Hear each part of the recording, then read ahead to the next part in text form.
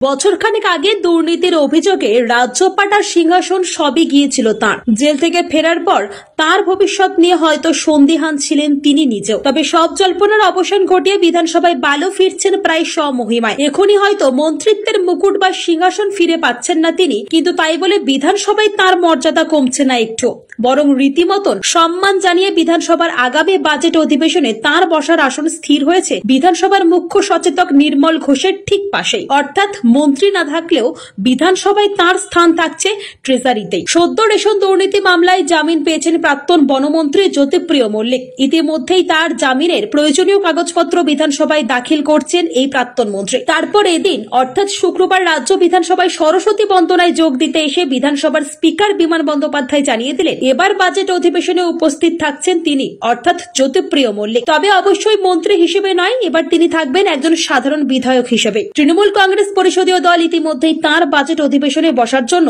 জায়গা নির্ধারণ করে দিয়েছে। জানা গিয়েছে এবার বাজেট অধিবেশনে তিনি তৃণমূলের মুখ্য সচেতক নির্মল ঘোষের পাশের আসনেই থাকবেন। বিধানসভার তরফ থেকে প্রাক্তন মন্ত্রীর জন্য ওই আসনটি নির্ধারিত করা হয়েছে। প্রসঙ্গত বৃহস্পতিবারই রাজ্য বিধানসভার তরফ থেকে রাজ্যের প্রাক্তন এই মন্ত্রী তথা হাবড়ার বিধায়ককে দুটি স্ট্যান্ডিং কমিটিতে যুক্ত করেছেন অধ্যক্ষ। মন্ত্রিত্ব না থাকায় এবার তিনি বিদ্যুৎ এবং অচিরাচরিত শক্তি উৎস সংক্রান্ত দুটো কমিটিতে জায়গা পেয়েছে। তারপর বিধানসভার অধিবেশনে জ্যোতিপ্রিয় মল্লিকের যোগদান নিয়ে বিধানসভার স্পিকার বিমান বন্দ্যোপাধ্যায় স্পষ্ট ভাষায় জানিয়ে দেন, যেহেতু আদালতের রায়ে বিধায়ক হিসাবে তার কাজকর্মে কোনো রকম বাধা নেই, তাই খুব স্বাভাবিকভাবে বিধানসভার অধিবেশনে যোগদানের ক্ষেত্রেও কোনো বাধা হওয়ার কথা নয়। আর সে কারণেই তিনি বলছেন প্রাক্তন মন্ত্রী বিধানসভার বাজেট অধিবেশনে উপস্থিত থাকতে পারবেন। একই সঙ্গে এদিন অধ্যক্ষ বিমান বন্দ্যোপাধ্যায় আনুষ্ঠানিকভাবে এবারের রাজ্য বাজেট অধিবেশনের দিনক্ষণ নিয়েও কথা বলেন সংবাদ মাধ্যমের সামনে। তিনি বলেন, আগামী 10ই ফেব্রুয়ারি থেকে রাজ্য বিধানসভা শুরু হতে চলেছে বাজেট অধিবেশন। এক্ষেত্রে রাজ্যপালের ভাষণের মাধ্যমেই বাজেট অধিবেশনের সূচনা হবে। তারপর রাজ্যপালের ভাষণের ওপর